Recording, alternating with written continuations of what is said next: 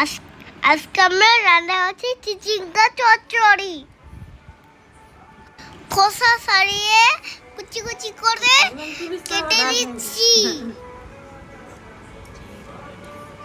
এই যে ধরনে অনেক সময় লেগে গেছে চিচিঙ্গা কাটতে। ভালো করে ধুয়ে কড়াই গরম করে সর্ষের তেলে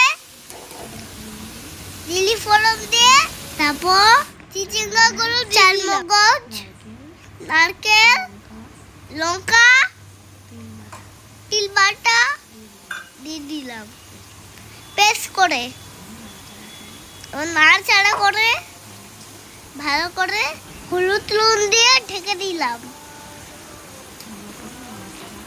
ভালো করে নাড়াচাড়া করব।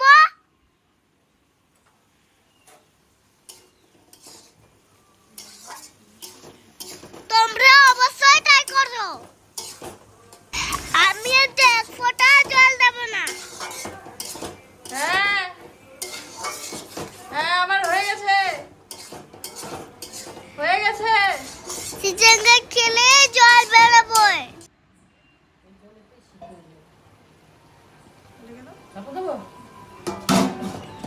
এবার আঁচ কমিয়ে ঢেকে দিলাম।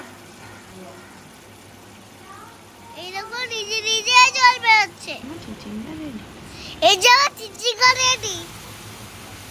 কেমন লাগছে?